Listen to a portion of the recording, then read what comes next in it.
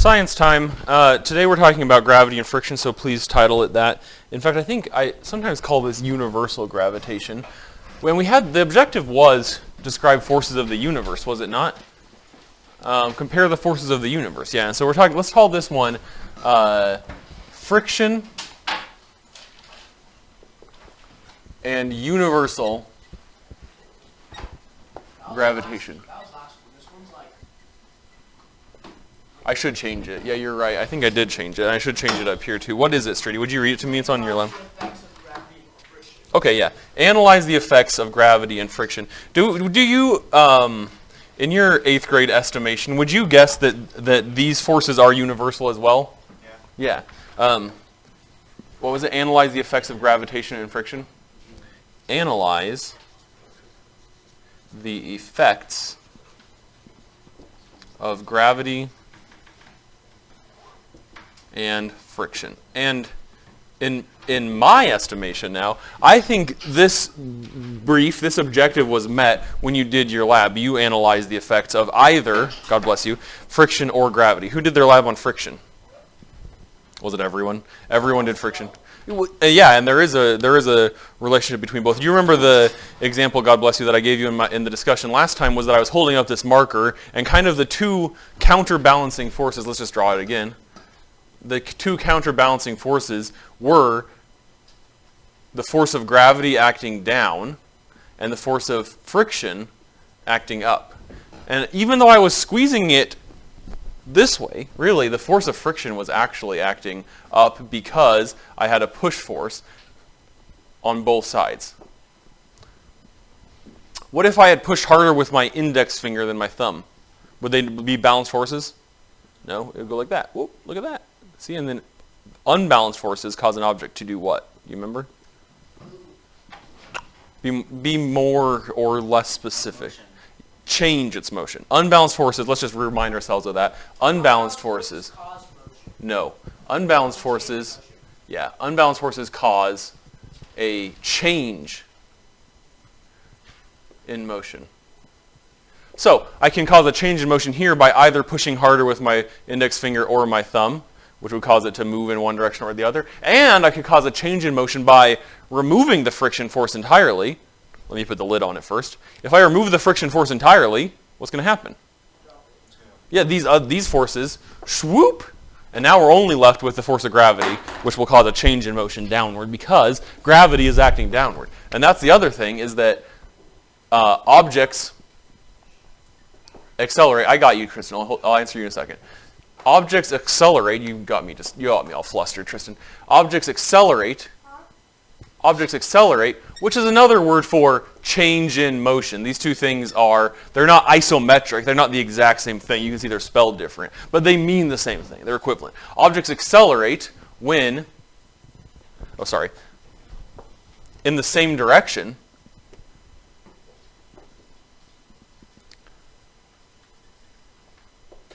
as an unbalanced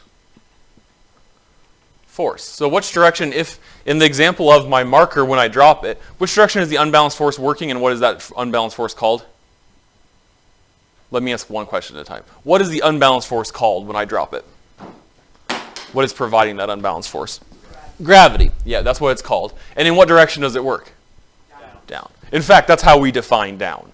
Which way is down? Down. Real idiot says down. Like, they just use the same word again. I'm not calling you idiot, Streety, but if you ask someone, how do we define down, and they just say the word down, they've kind of missed the definition of definition. But they might do this, right? Like, you ask a kindergartner, what define down, and they'll just be like, right? Like, just there it is. If you ask a earth science student, one of my earth science students, how do you define down? They would probably say towards Earth's center, because that's how we think in earth science, is we think about the center of Earth quite frequently. If we ask a physicist, one of my physics students, how do we define down? They would say the direction in which gravity acts on Earth. So since gravity pulls us down, that's how we define down. That's what down is. That's why, which way is down on the International Space Station? First of all, is there gravity on the International Space Station? Well, let's find out. But Actually, let's find out right now. Gravity is universal. That's the next thing we're going to write down. Gravity is universal. Gravity, we say, acts down, and that's how we define down. And that's how an object changes its motion when we have no other forces acting on it, which we call free fall, by the way. This act is called, when it's just under the influence of gravity, is called free fall. We'll come back to that. But this is called free fall, when there's no other forces acting on it besides gravity. How many forces are acting on this in free fall? One, and it is gravity. Free fall, like the Tom Petty song, God Rest Him. You remember that? And I'm free. This is going to be on YouTube. Free falling. You know that song? It's about this. It's about physics. Tom Petty, a famous and dead physicist. Gravity is universal, meaning that the entire universe exhibits this force called gravity. Gravity is a universe. One of the four fundamental, we say, fundamental forces.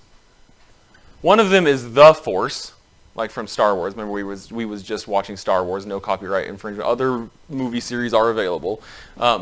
Yep. Now I don't even have to worry about my Tom Petty song being on YouTube because this is going to be copyright strike because I said the word Star Wars TM, copyright Lucasfilm and Disney Incorporated.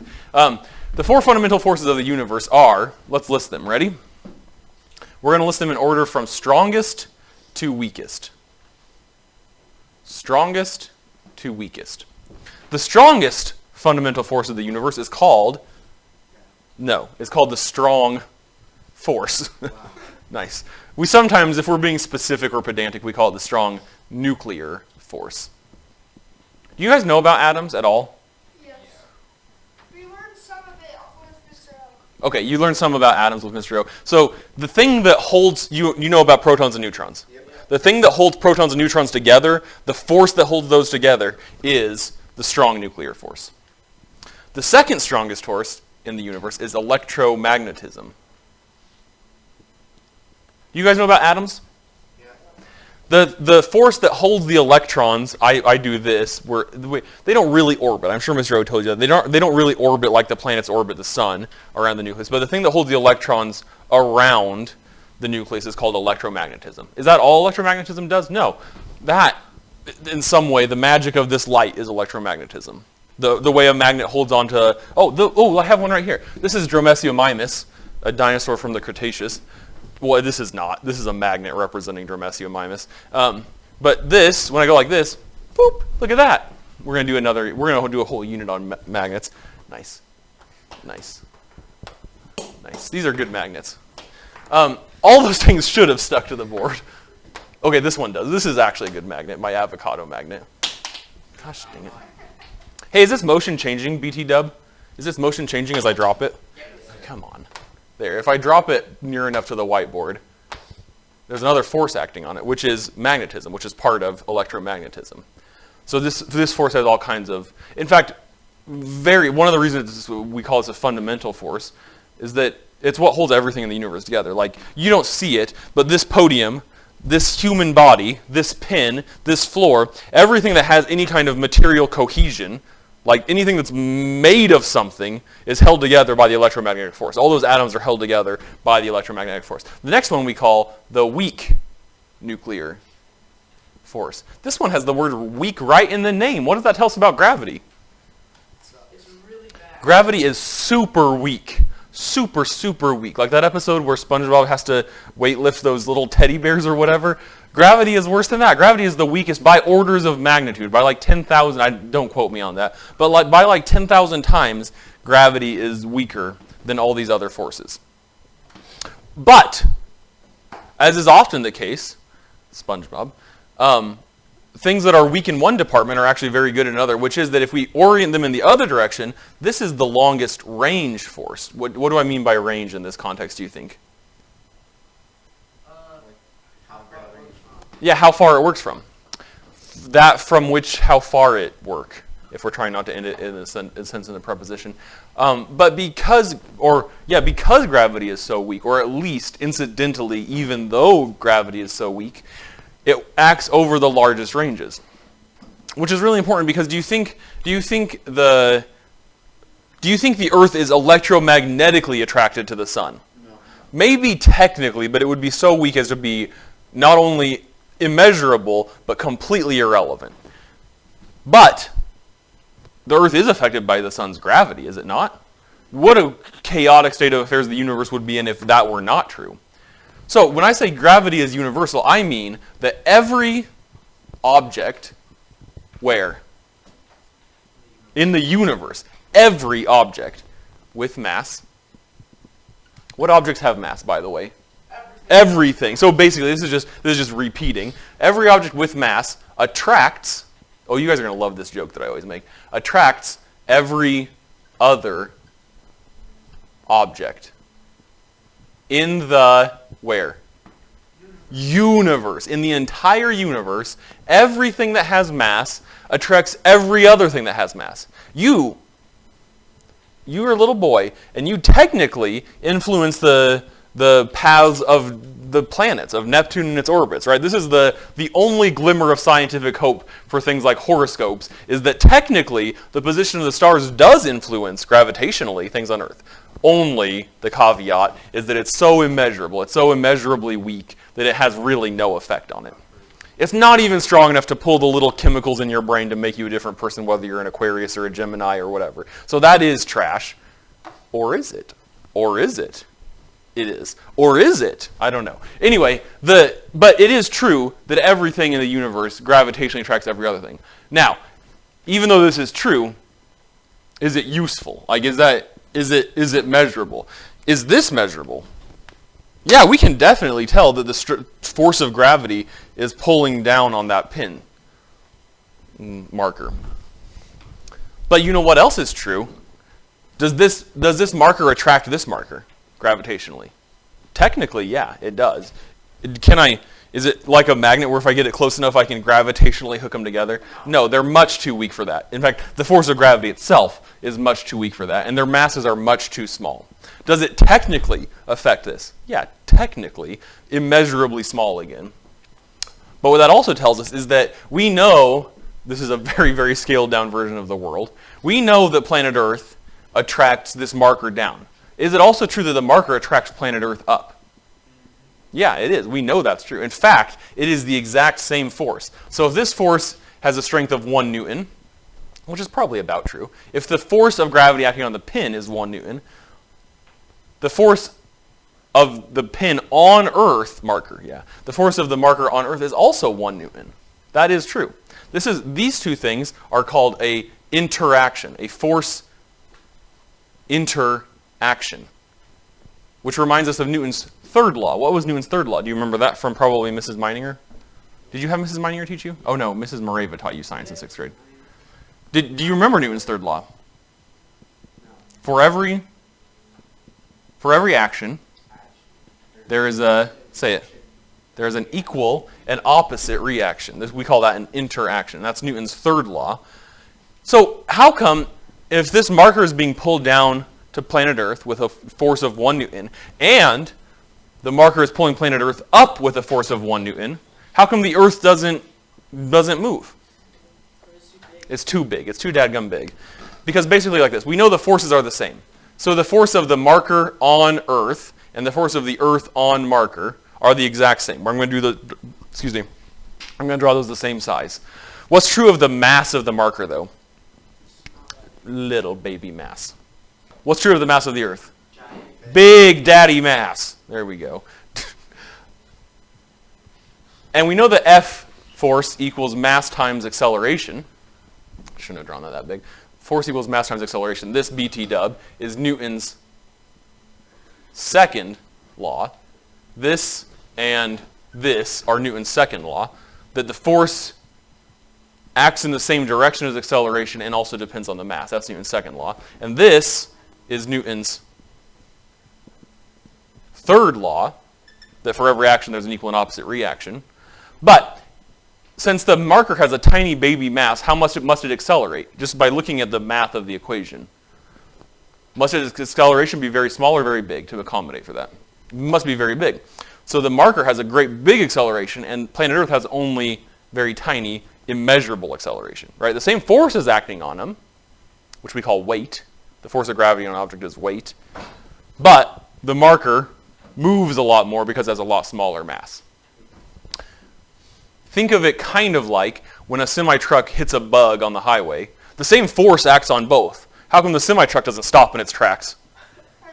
Because it's too big. It has too much mass. The bug not only stops, but also goes the same direction the truck was going, right? Because it has a little tiny mass, and so it accelerates a lot more. It changes its motion a lot more. What if a truck hits another truck? Catastrophe, right? Because they both have a similar mass, and so this similar acceleration happens, they both stop. And also the driver is not only dead, but liquefied. Like he just becomes nothing. He or she, I'm sorry, I'm not sexist.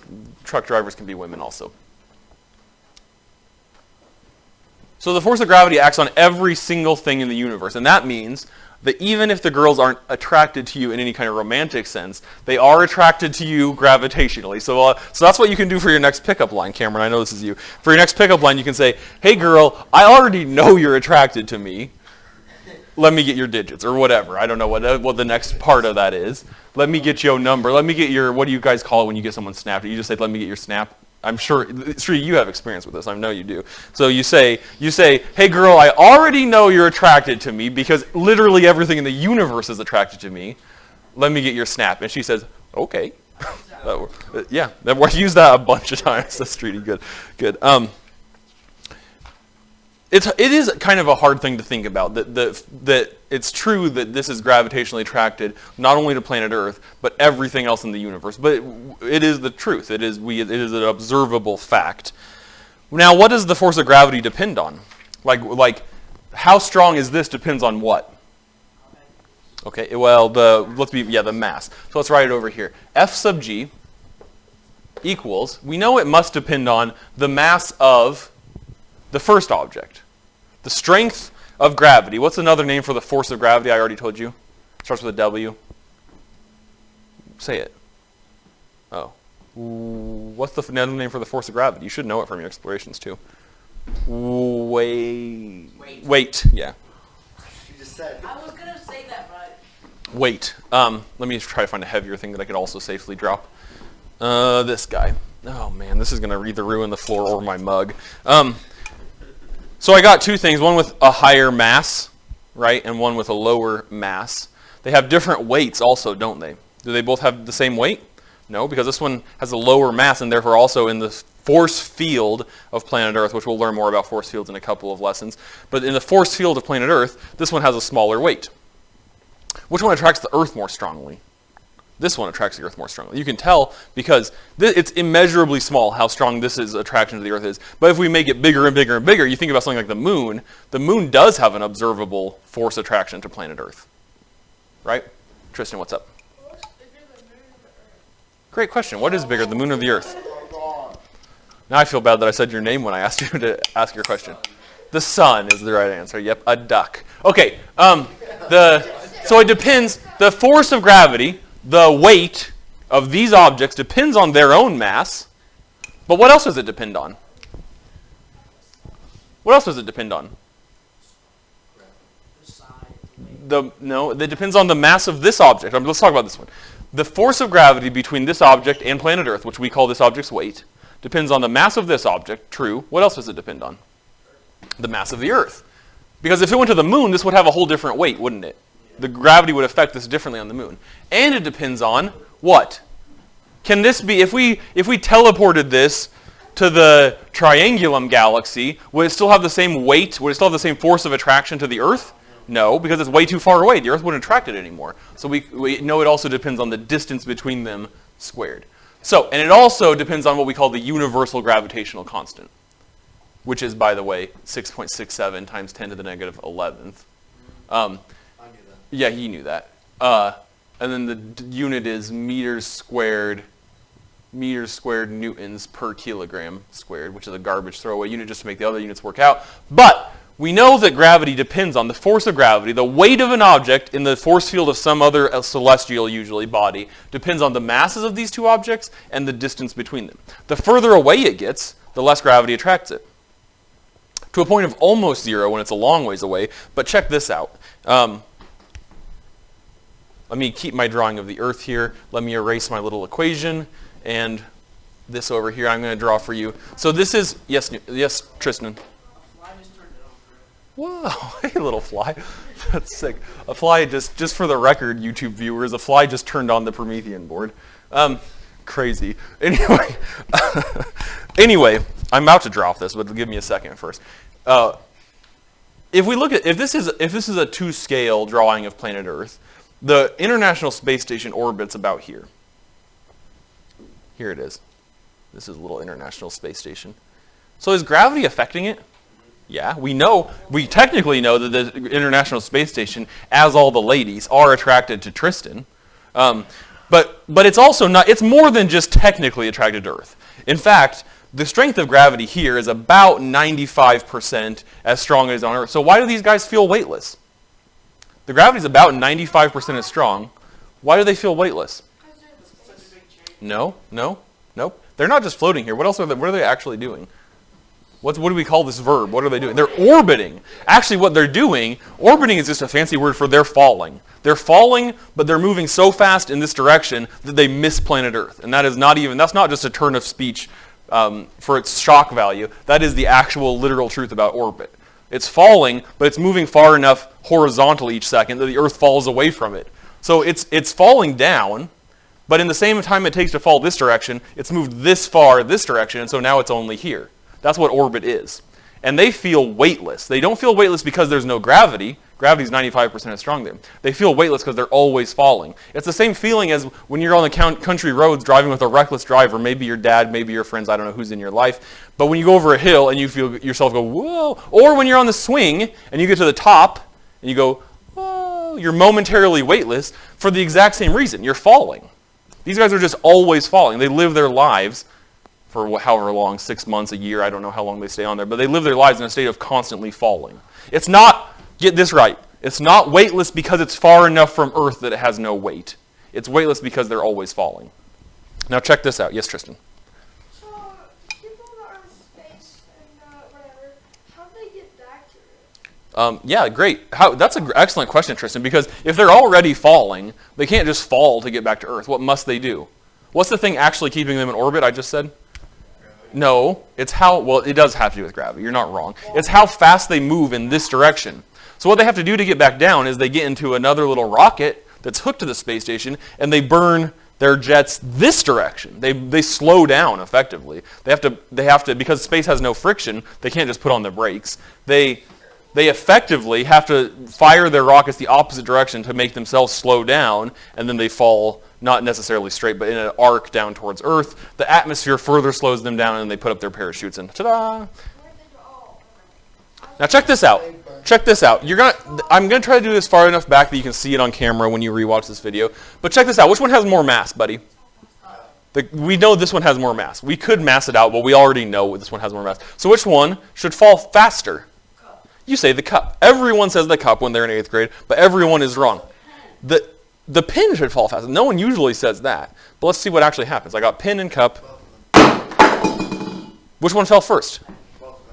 Let's try it again. This time watch more carefully. Stand up, Steve, so you can actually see.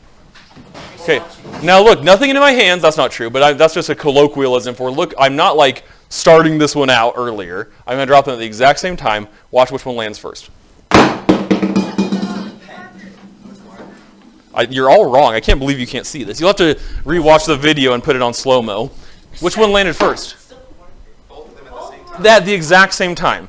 What? But that one has a bigger mass, so shouldn't it fall faster? Everyone thinks that. Everyone thought it in the Middle Ages, and then Galileo said, no, it's not. It's not about the mass of which one falls faster. Which one has a bigger mass of these two tissues?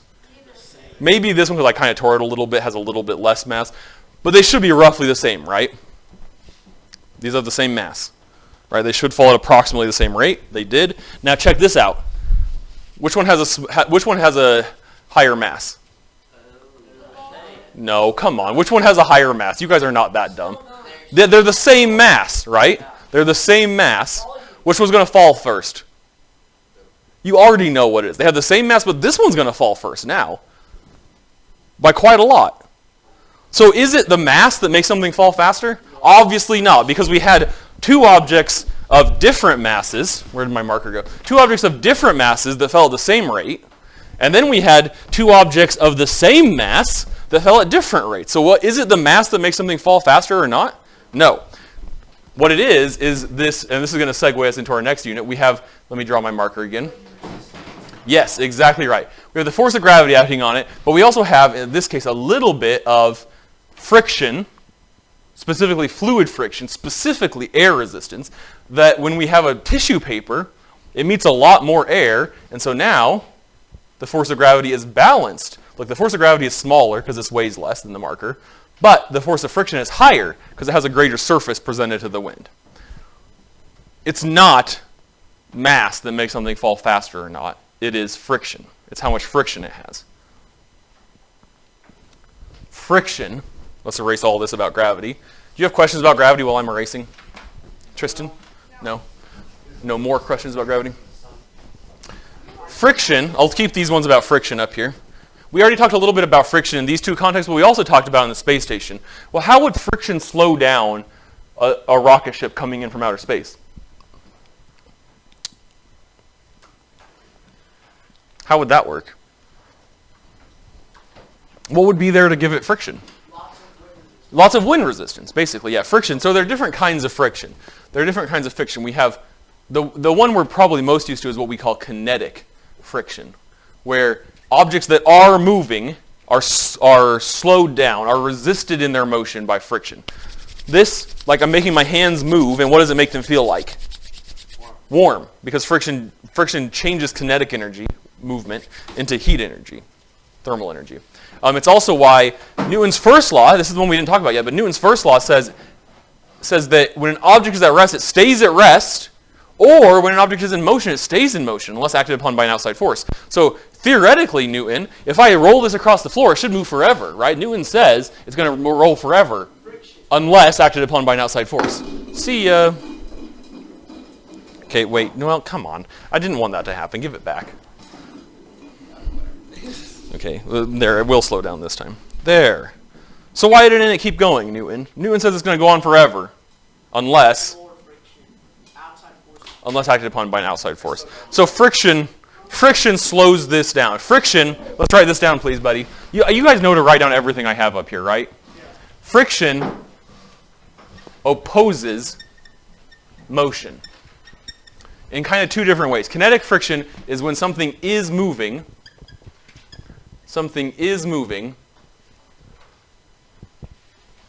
slowed by what? We can't use the word friction. What is actually causing it to slow down? What verb is causing it to slow down? What's it doing with that surface that makes it slow down? Rubbing, yeah. Slowed by rubbing. Slowed by, that's kind of a not very good word. So slowed by contact with a surface. Is friction a contact or a non-contact force? Contact. It has to actually touch in order for there to be friction. Is gravity a contact or a non-contact force? Non-contact. It doesn't have to touch. So kinetic friction is when something is moving and then it's slowed down by contact. Static friction, not about static electricity. Static friction is when something is prevented from moving by contact with a surface. What if I want to, okay, I'm going to push the Promethean board. I am pushing it, not very hard because I don't want to actually move it, but what's stopping it from moving? I'm just too weak? No, it's the friction. I could probably push harder and make it go, but the friction is stopping. Oh, I did move it. Come back. Yeah. One of the brakes is on. That's why it moved in that kind of crazy way. But the friction is holding it there. The friction is stopping it from moving. Same thing, if I go to push this table, the friction is stopping it from moving. Can I push a little harder and make it move? Yeah, but I have to overcome the friction. How can I reduce friction between surfaces? Push harder, yeah. That overcomes the friction and it makes it switch from static friction, which is usually higher, to kinetic friction, which is usually lower. That is, it's easier to keep something moving than it is to start it moving. What's another way? Thank you. What's another way? Okay, yeah. Reduce the force holding those surfaces together. In this case, gravity. To reduce gravity, I would lift up. I would reduce I can't actually reduce the force of gravity, but I can counteract the force of gravity by providing upward force. What's another way I can reduce friction? There are two more. What has more friction? Think about it this way. What has more friction? Me rubbing this marker on this paper, or me rubbing this marker on this Kleenex? Kleenex, because it's a rougher surface, slightly rougher. Maybe that's not a great example. What would have more friction? Me rubbing it on this paper or me rubbing it on sandpaper? The sandpaper would have more friction because it's a rougher surface. So I can smooth surfaces will reduce friction. And there's one other one. If I want to make something run very, very smoothly, like a bike chain or the inside of a car engine, what do? Yeah, oil it. A lubricant, that's what we call it, a lubricant. A lubricant is a substance that goes in between the cracks of a surface and reduces friction. There's another kind of friction called fluid friction. And this is opposition to motion by a gas or liquid. Those are both fluids to the physicist. Both gases and liquids are fluids. That's not true for a doctor. A doctor, when he says drink more fluids, he does not mean breathe more. He means specifically water, probably. But fluid friction, air resistance is fluid friction. The force that pushes you forward when you swim is fluid friction.